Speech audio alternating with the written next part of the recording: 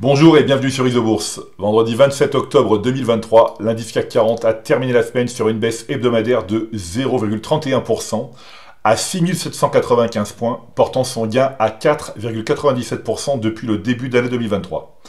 Alors sans exception, les principaux indices boursiers des États-Unis et de la zone euro ont fini la semaine sur une note négative, la plus forte baisse hebdomadaire revenant à l'indice de référence des valeurs moyennes américaines, le S&P 400 Mid Cap, avec une perte de 2,78%.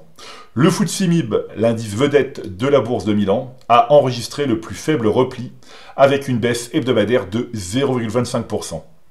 Le FTSE MIB, donc indice boursier de la troisième économie de l'Union européenne, évolue dans une tendance haussière à moyen terme depuis janvier 2023, date du croisement des courbes de pression Isobourse 5 et 20 mois. Cependant, la baisse de ce mois d'octobre pèse sur la tendance et les courbes de pression se rapprochent. Nous ne sommes pas encore en présence d'un croisement baissier, mais il est prudent de rester vigilant et patient sur ce marché. Le CAC 40 a tenté de rebondir cette semaine, mais n'a pas réussi à refranchir les 7000 points. La tendance haussière est donc toujours remise en cause sur le principal indice de la Bourse de Paris. Dans 2 jours, nous saurons si le signal de retournement mensuel sera confirmé sur l'indice des grandes valeurs françaises. L'indice Nasdaq Composite, qui regroupe les valeurs technologiques américaines, est l'un des meilleurs performeurs de l'année 2023, avec une hausse de plus de 20%. La tendance haussière à moyen terme, qui a débuté en avril 2023 avec le croisement des courbes de pression Isobourse 5 et 20 mois, n'est pas encore remise en cause.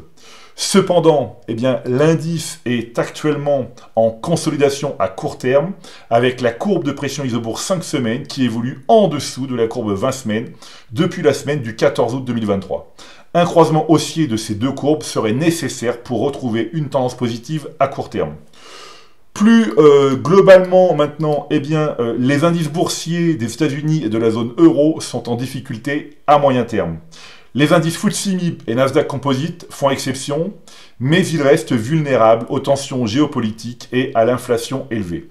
Il est donc prudent de rester sélectif sur les actions mondiales. L'analyse des 200 valeurs les plus échangées en zone euro et aux États-Unis montre que la dégradation se poursuit avec une part d'action favorable à moyen terme qui n'est plus que de 35%, soit environ 70 valeurs sur les 200 de la liste. Dans le contexte actuel, il n'est pas question de faire n'importe quoi en se débarrassant de ces actions et en faisant des acquisitions d'une manière aléatoire. Il faut rester très sélectif en se tenant à l'écart des valeurs dont la tendance moyen terme est toujours négative, c'est-à-dire les valeurs dont la recommandation moyen terme est restée à l'écart. Il faut également faire preuve de rigueur et de patience en conservant les valeurs dont la tendance moyen terme est toujours positive, c'est-à-dire les valeurs dont la recommandation moyen terme est conservée. Et enfin, à 2 séances de la fin du mois d'octobre 2023, il nous faut désormais analyser les recommandations vendre et alléger pour préparer l'arbitrage et la protection de nos portefeuilles. Je termine cette chronique en précisant que l'une des règles primordiales en bourse est de ne pas aller contre la tendance majeure et qu'il est dangereux de courir après des rebonds techniques contre la tendance dominante. Voilà, écoutez, c'est maintenant à vous de faire le point de vos valeurs en portefeuille avec Isobourse. Je vous donne rendez-vous pour ma prochaine chronique et d'ici là, restez avec nous sur Isobourse.